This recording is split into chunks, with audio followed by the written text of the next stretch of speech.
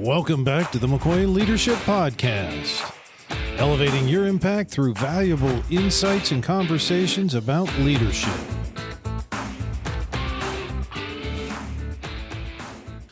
Welcome back to another episode of the McCoy Leadership Podcast. Today we have Natalia Motoc with us, and she is widely recognized as an expert in the staffing industry with over 12 years of experience in recruiting. But the thing is, she started with zero experience. She probably didn't even know she was going to get into staffing. And now today she's one of the experts in staffing and also in operations. And we're going to talk a little bit today about how leadership and operations kind of come together. But with that, I'll turn it over to you, Natalia. And if you want to give us a little bit more of your background and how in the world did you end up being an expert in staffing and operations? Good morning, everyone, or good afternoon, however this podcast finds you. I am Natalia Motoc, and I got into staffing just like you said, by accident. I was actually just moving to Chicago, and I was looking for a job, and that was probably 14 years ago. And I was just searching for anything, any pay rate. I did not care. So I got into Craigslist. It was very famous back then, which is still now, but back then was more a go-to platform. And I just found this customer service job posting, and I applied to it. I get a call, and somebody on the other line says, come to our office, put in an application, and we'll interview. I went there, and the funny story was I was supposed to go interview at this one company, and I didn't make it. I got a license plate removed by the police. I did not park where I was supposed to park. And then I got my interview rescheduled for that same company a week later. And guess what? I wake up and I have a flat tire, and I didn't show up.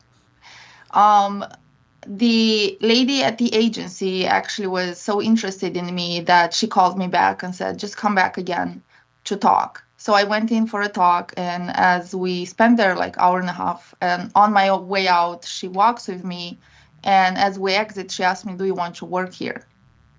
And I said, work where? And she said, with me. And I honestly did not know what the agency was. Like, I knew that they were finding jobs for people, and that was it. I had no idea. And she said, you'll be making more than what you're looking for. And I said, sure. And that's how I got into staffing. My interview process took 5 weeks. For 5 weeks in a row, I interviewed with 5 different people. And I was very patient just because, like I said, I needed a job. And I got the job. And later on, come to find out, the only reason I actually got the job was because I was speaking Spanish. Okay. And I was very flexible on the schedule. And those in the staffing world know that there is no 9 to 5 in staffing. It's almost 24/7, flexible, available, be there for the people, be there for the clients, and give it all possible. Now, you are very well known today for being able to spot good talent, but not only spot the talent, figure out where they fit and which one of your clients maybe needs that particular talent. How did you hone that skill? If you were to ask me this question back then, I would not know the answer. But now that I've grown more, got more experience in life, I have come to realize that it's actually within a person. It starts in your early childhood, and it's being developed as the environment you live in, the people that surround you, the culture that you were raised. And I actually am writing a book about operations. That's the word that I believe defines me. And in that book, there will be 2 parts, inner operations and outer operations. And the inner operations is where I believe everything starts with. I also have a bachelor's in English and literature, and to be a teacher in English and literature. Sorry about that. And there I have studied child's psychology for 2 years. And it's very interesting that the child psychology is way more important than the adult's psychology, because we don't realize how all of the traumas that we talk about today, or all of the behaviors that we see in us today, start in our early years of life. So studying that, I was able to identify the types of personalities people have, the way they will behave or will react in certain situations. So I believe that my skills and my talent comes from there. And again, with my way of being raised, I come from a former USSR country.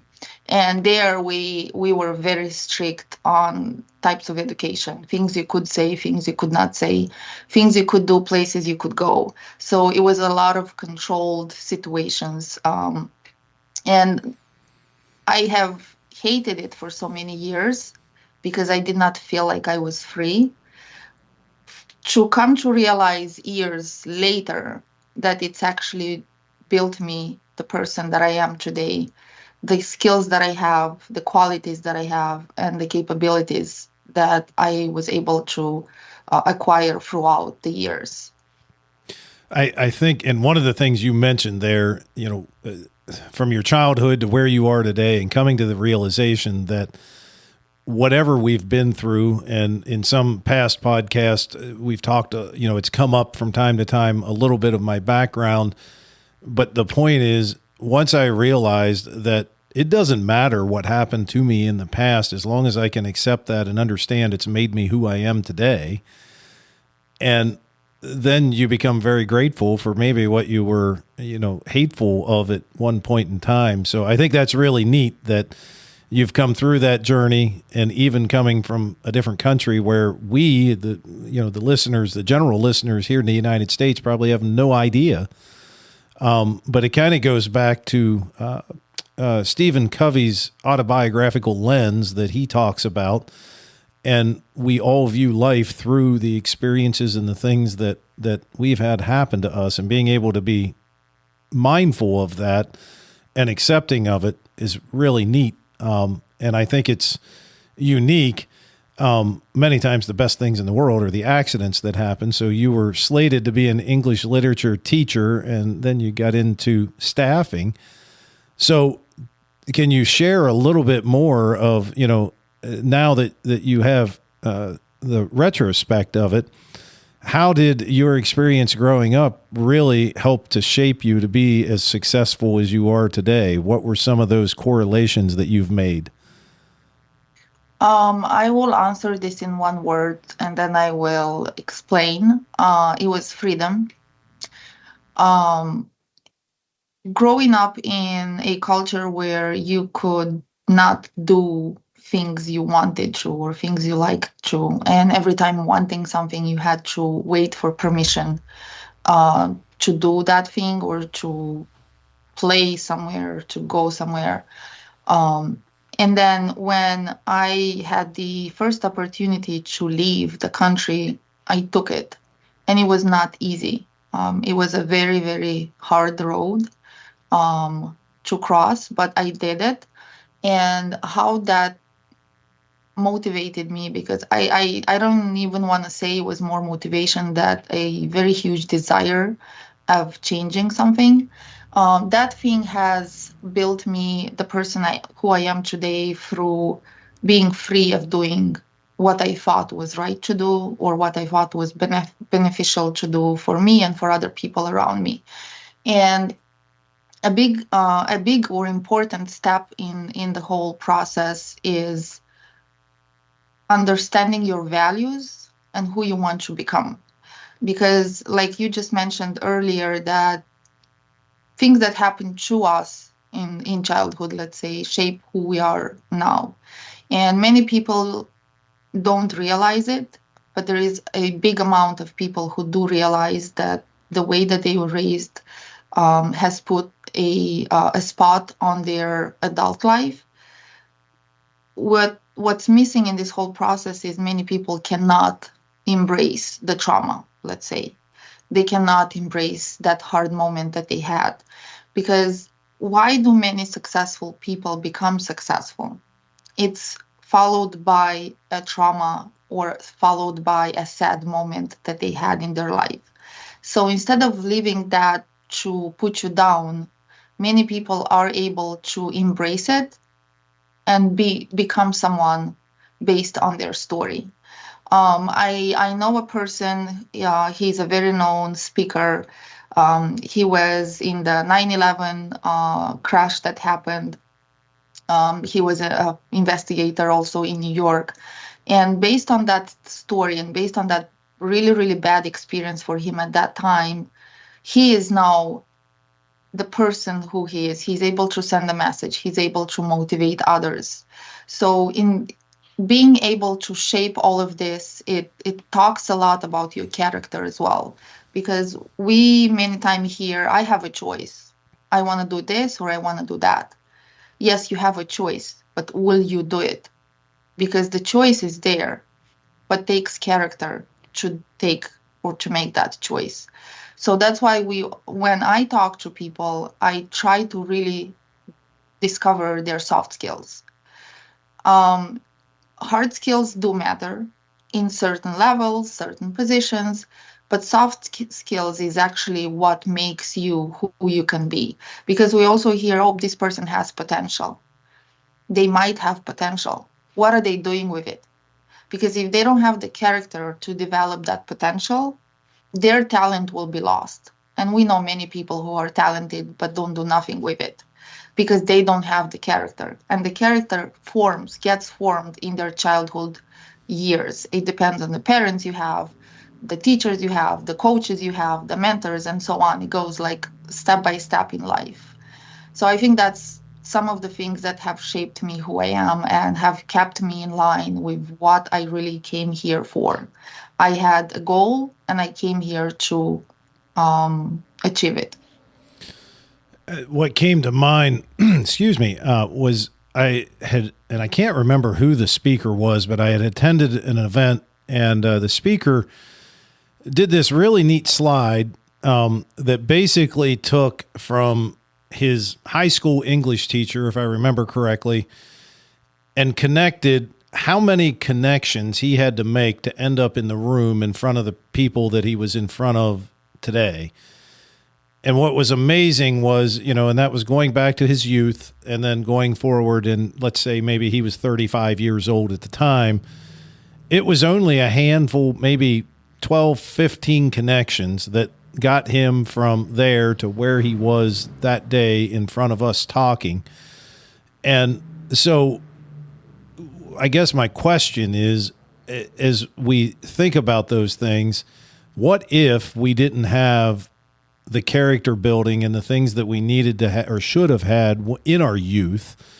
Now we find ourselves working. How do we correct that? Is there a way to correct that? Can we get better at it? We can.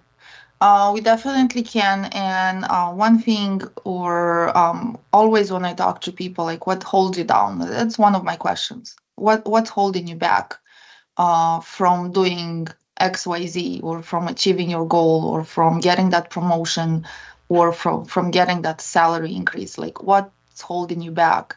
And a lot of the times the answer is, I'm afraid I'll be rejected, or I do not trust my skills enough. I am not confident enough in what I do. But here's one thing that I always tell them. People don't know what you don't know. As long as you show up and present the best that you can, people won't know what you did not talk about. They will listen to what you're talking about here in this moment. Just take advantage of that one moment and give it all possible. If you want that promotion, set that meeting with your supervisor or your manager and present yourself in the best way possible that you think that you deserve it. Same goes for every other level in life. People don't know what you don't know. As long as you, even if it's a 5-minute talk, a 10-minute talk, doesn't matter. Give it all in that talk. Because why do they say that pitching yourself takes 7 minutes, or it's enough for you to do it in 7 minutes? People don't need more because they get distracted.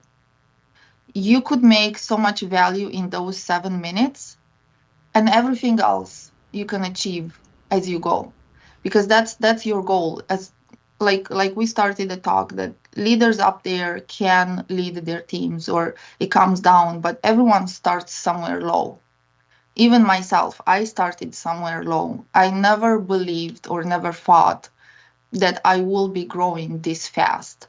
And it did not take anyone from outside to tell me what to do. It was an inner desire that I wanted to succeed. I had no clue how. I did not know how I was going to cross that path.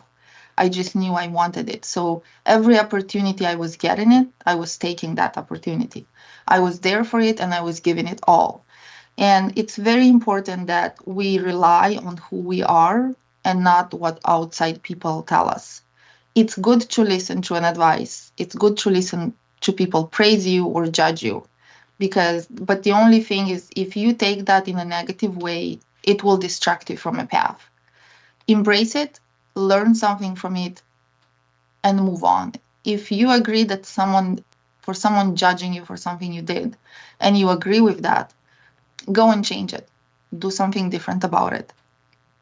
Read about it or talk to someone who is more specialized or more skilled in the area, and make it better, and the next time show up better. So to me, it comes down to that inner desire of becoming someone or wanting to become someone in the right way. There is a saying back in my country that Moscow did not build itself in one day or 1 year. It takes years. It's same with us as experts in whatever industry we're in. Every day we learn something new, and every day we become better. So, and I'm thinking about, reading your background ahead of the interview, and thinking about, as you're talking about the operational piece, and then hearing your story, I'm realizing that there's a big piece of this that is about trust and creating that trust. So through Yes. leadership and the operational side, how do you start to build trust-based partnerships with, whether it's an interview or it's now you have the job and you're working to try to build that trust? How do you believe we can do that or achieve that better? If as leaders, if I were to answer that as a leader, the trust gets built by showing up for your people every day and being there with them every day. I believe in facts way more than I believe in words. So I always say, do you want to be a boss or you want to be a true leader? Because a boss will be there at the head of the table, directing and finger point who needs to do what.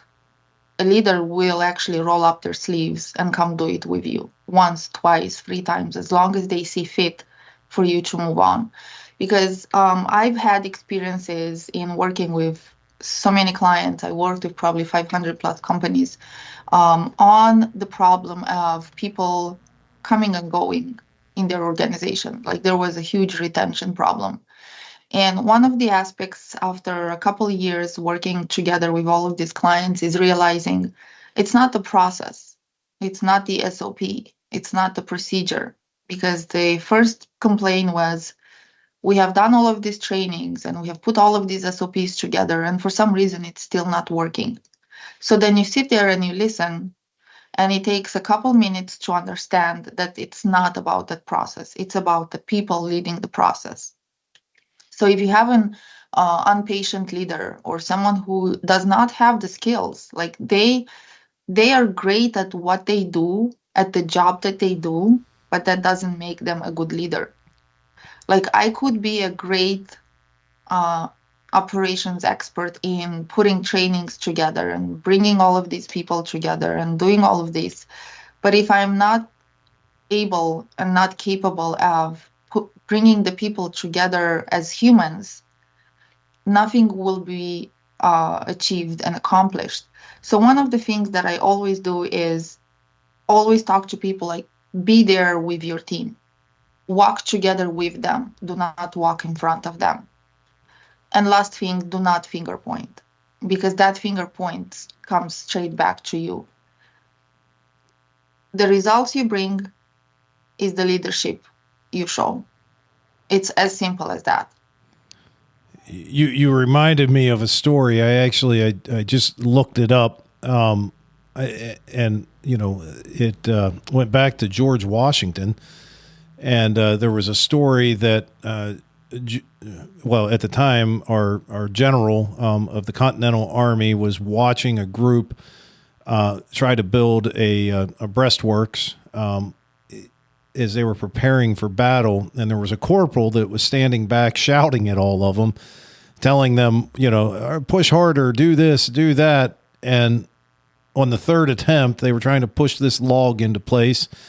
General Washington suddenly ran forward and put his shoulder on the log, helping the soldiers push it all the way to the top.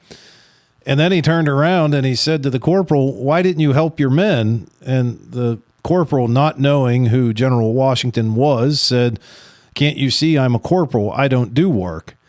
And George Washington threw his commander's jacket back on and answered, "Indeed, I'm only the commander-in-chief. Next time you have a log too heavy for your men, send for me." And that's always stuck with me, and I think resonates with the story you just told. That's what a true leader is somebody that'll jump in and help when the time is needed. I just thought I would share that short story because I think it's always fascinating when we many times tie back to things that have happened in the past. So you also mentioned you've worked with over 500 companies, and I think somewhere it says 100 different industries. Correct. How does this change? Because many times as a consultant, I hear, well, our industry is really special or it's really different, and leadership doesn't work that way in our industry. Many times I believe that is not true. Many of the principles are true no matter what industry you're in. But have you had to adapt, your leadership and operational strategies that you've come up with the different industries, or do you find this to be a timeless law that works throughout all? It's not industry, not in my experience, and not from my examples. As we've been talking, it comes down to people. You can have two different industries and you can have the same type of leadership and they will both thrive because of the people leading them. And you can have the same industry with two different leadership styles. One will go up, one will go down. Because the person that's leading it makes a difference. Why do we hear so many people say, "I don't like working with this person," or "I don't like working with the other person," or "this person is an instigator," or this is a toxic employee? So we hear all of these negative comments in different organizations, and I've heard them all. I've probably conducted more than 100 internal complaints. And internal complaints are employee complaining of a supervisor or employee complaining of a coworker, and it goes both ways. And then you work a lot with HR. So working a lot with HR, I have learned a lot of things of what you can say, what you cannot say, what you should say, what you should not say. And even though I understand, there is laws and there is discrimination out there, and you have to be careful about what you say, I agree with all of this. But none of this would be happening if the right leadership will be in place. If you have the right person leading that conflict or leading that problem, it would never get to HR because it will be alleviated within. Like internally in my team, I have a team of 5 members. I will be solving all of my problems here with everyone because I want a peaceful work environment with results. That's all we care. We care about the results. How we get to them, now it's our problem. And if you don't have the right leader who always likes to finger point or to say that it's everybody's fault except me, I'm the best, I'm perfect, I follow all of the rules, it will only go to a certain level and to a certain growth. And then people will start speaking up because you work in a pressure for 2 months or 2 years or 5 years, and then you quit, right? You can't do it anymore. So you start speaking up. So that's when situations arise. But then by the time that happens, it's too late to solve any of the problems that have happened because people are already tired.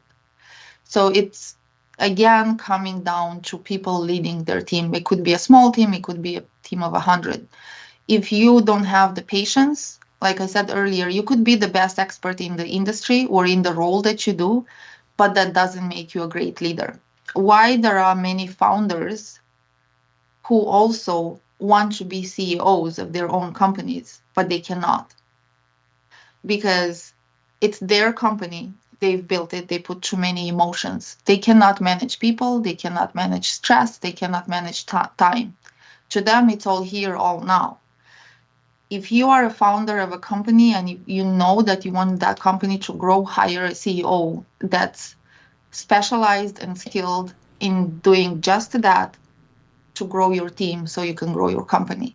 It's same here. It's a very good comparison that I always do because I don't know if you know much about Formula One, but I actually like to give this example because back in the 50s, it took about 3 minutes from when the car pulled into the pit for the mechanics to change the tires and check the oil, check the water, check the driver, and all of that. It took about 3 minutes, and I don't remember exactly how many seconds. Down the years with the technology, it's now 3 seconds. So you see the car, and you can actually count. You see the car pull into the pit, they take out the tires, they put new tires, check all of the oil, the water, the driver, all of that, and the car goes. Who's leading all of this? There is a leader, right? There is a person responsible. So they basically have 3 seconds to make that decision with a huge impact, because in 3 seconds something can happen. The driver may not come back alive, right? Or in good health standing. So you have that one leader who has 3 seconds to press that button for the car to leave. If you don't have that same leader in a team who is able to have that trust in their team members, you can create a huge problem as you go. So to me, it's very crucial who leads the team and are they the right fit. It's nothing personal. It's nothing I like you or I don't like you. In fact, I always encourage organizations and companies and managers that I work with, don't go by personality, like I like this person or I don't like. You might like them, but they may not be the right fit. So you have a personal connection. Don't translate that into your work, because that performance or the things that you do together don't only benefit you, it has to benefit an entire team. If you've read the book Patrick Lencioni, 5 Dysfunctions of a Team, one of the main dysfunctions he talks about is trust. And is me trusting you, my coworker, that you will be doing your part of the job so I can do my part of the job for both of us to be successful. And in many organizations, that's lacking. Why? Because there is a lot of competition. I want to be ahead of him. She wants to be ahead of me. And then we don't work together. We work side by side, but kind of for our own benefit. And that's never going to be a growth structure. It's always going to break at some point. So thinking as people listening, maybe they recognize that I could improve in this area. If someone that maybe isn't the best leader in the world, and they realize they need to make some of these improvements, what are some of the biggest challenges that they're going to run into as they start to make some of these changes? Understanding why they should be doing things differently and not how they want to do it.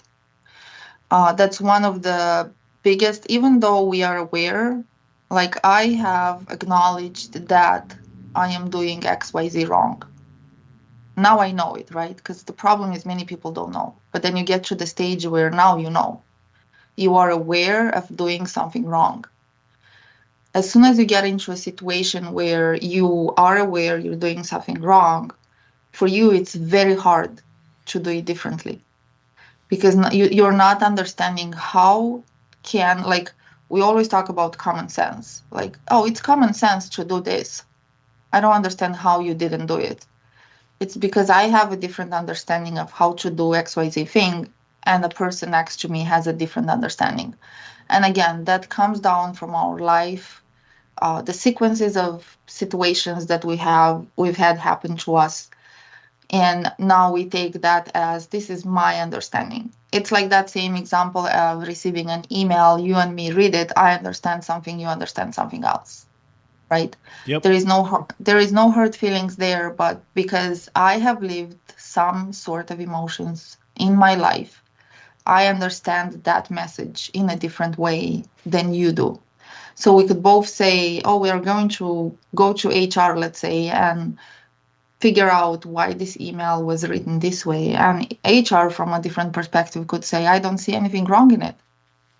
And you don't understand and you get so frustrated, like, how can they not see what I'm seeing?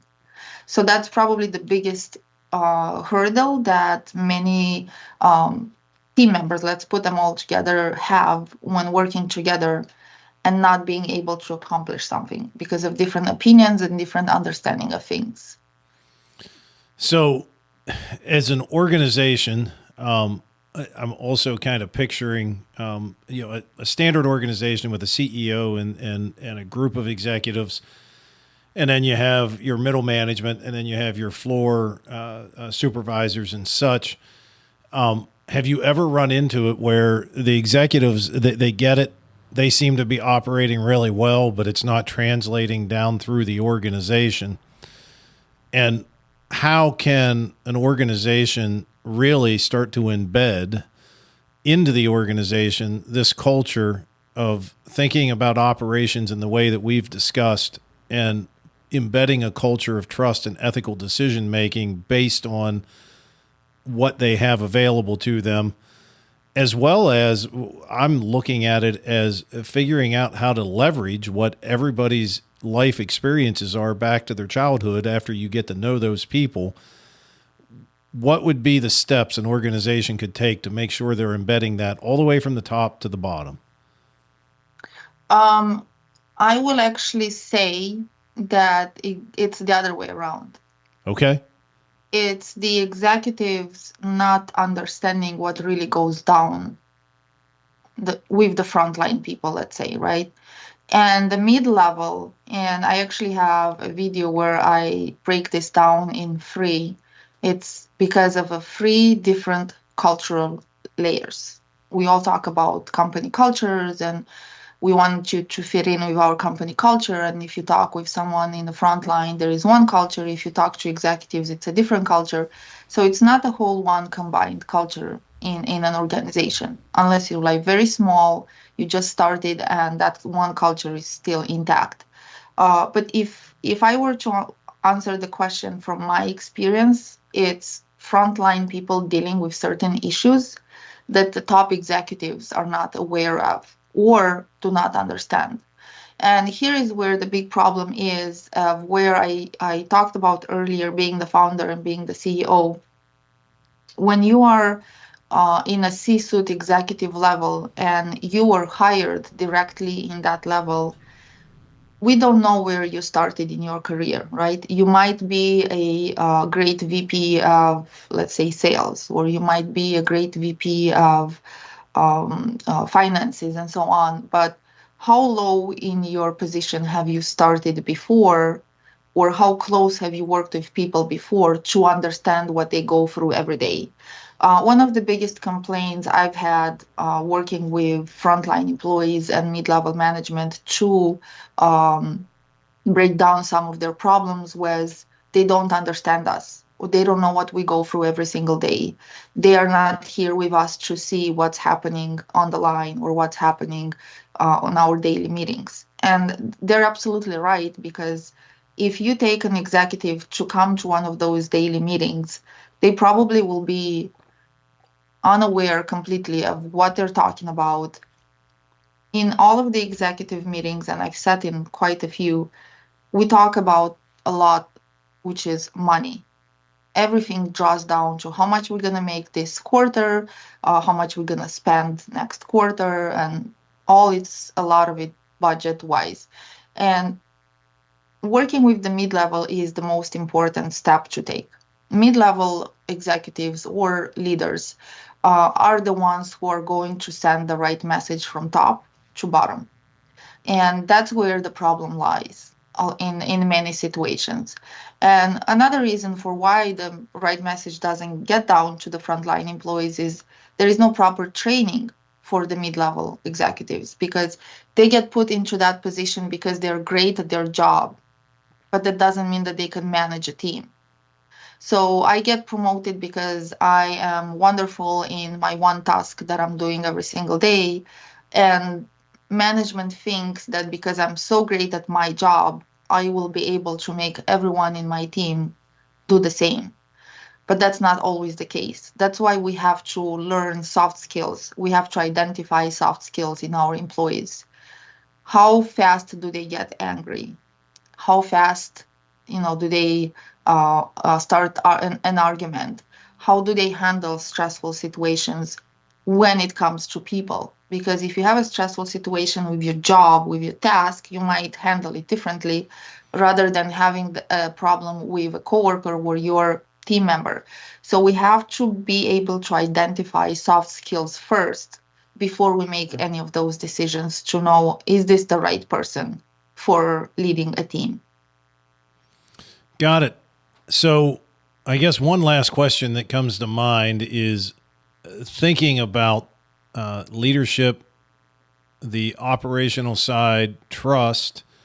What do you see happening over the next decade with all of the changes that are coming at us in technology, remote work, hybrid, remote, in the office? What do you see evolving, or do you think will be the most important skill that we can utilize as leaders to continue to have success as everything is changing around us?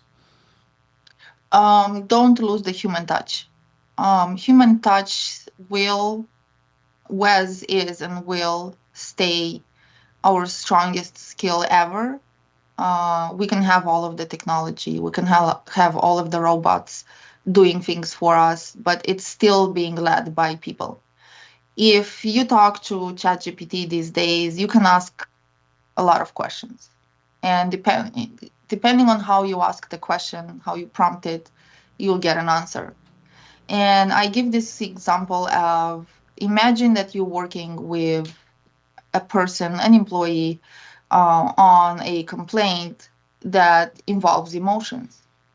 ChatGPT will give you the steps, will give you a fact sheet. Here is what you need to do, XYZ, follow the process. If you don't have the experience or the expertise to be able to alleviate that problem, or from years of experience knowing how the person will react, being able to read the facial expressions, the hand movements, and all of those signs that you can identify, no technology will be able to solve that problem. We will have a very closed door opportunity if we were to rely so much on it. Yes, it's good to a certain level, but we have to maintain the human touch. Nothing is going to remove that, or being able to cover for this human experience, like no technology in the world, in my opinion. You made me think. I tested out not too long ago an AI software that you took your blog and you put it into the software, and it created an audible podcast to publish. And I listened to it. And I'm sure some people are using it and it might work great for them. But for me, I kind of thought, why would I want to lose this opportunity to speak and make a connection in some way, shape, or form with folks? So I think that's a very unique perspective and something that we can all keep in mind and continue to learn from.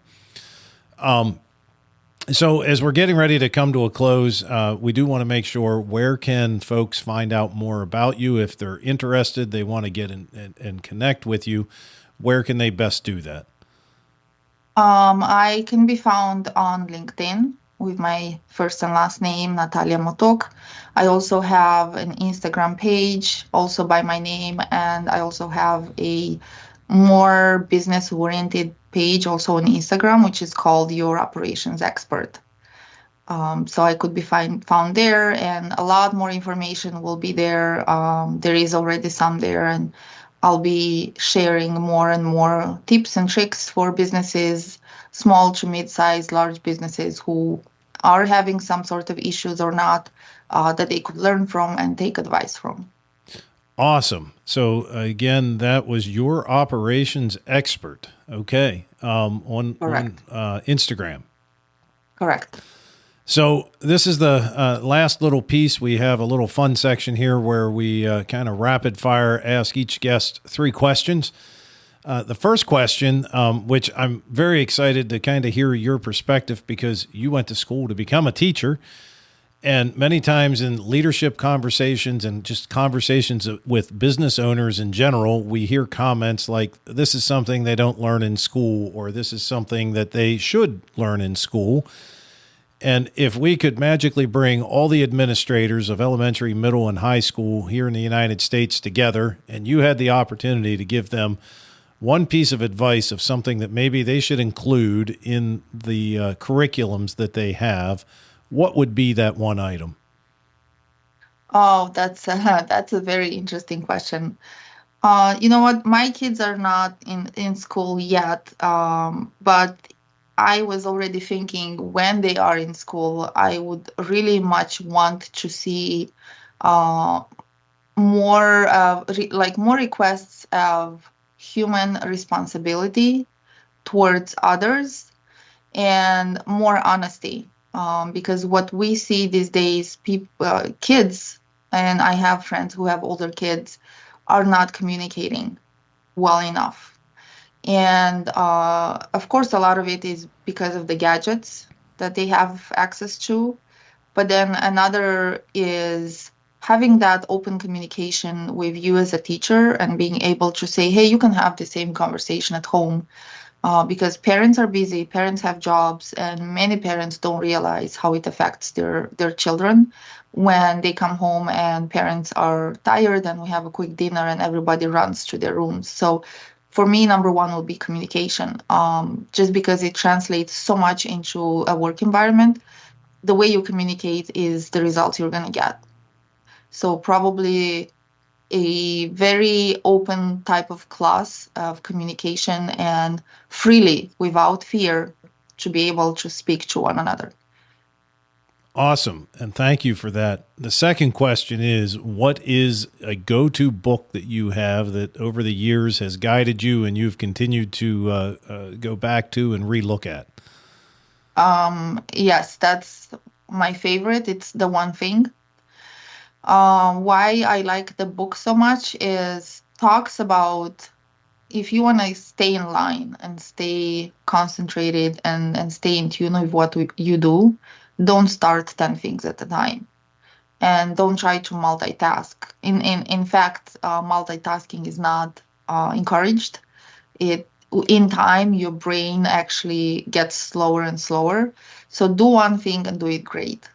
So if you read the book, it has a lot of wise advices for any industry or anything that you do in life.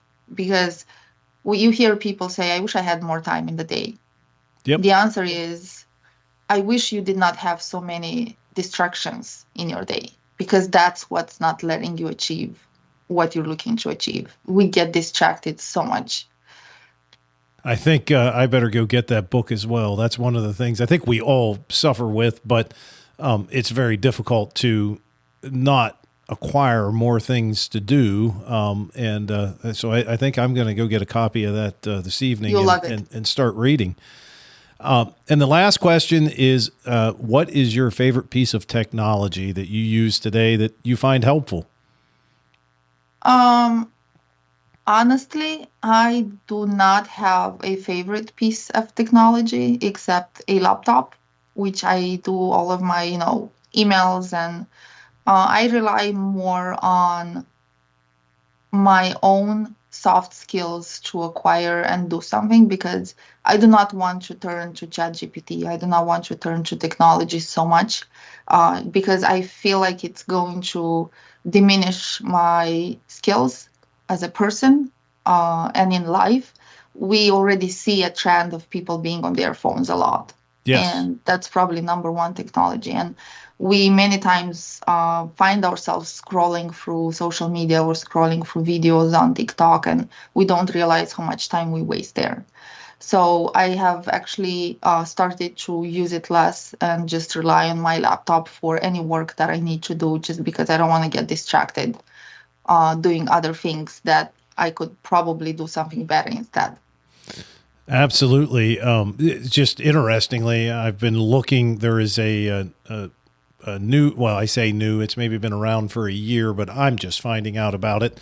There's a new phone that is called the Minimalist phone, and it's black and white. It has a small keyboard like the old Blackberries did, but the whole design is to keep you from getting distracted. And I've not pulled the trigger on switching from an iPhone over to that, but I'm giving it serious consideration, because to the point we get so distracted so easily with anything that's going on. Well, Natalia, it has been a pleasure having you on today. I hope maybe someday in the future we'll get you back on. Definitely we want to get you back on when you complete the book, so we can talk about the new book that you'll have coming out. Absolutely. Absolutely. It was a pleasure as well. Thank you so much for having me. Absolutely. And for our listeners, don't forget to check out back episodes if you haven't listened to them all. And if you've enjoyed what you've heard today, please click the like button down below and or give us 5 stars, and make sure you follow us so you'll get all the new episodes when they come out. Until next time, we thank you so much for listening.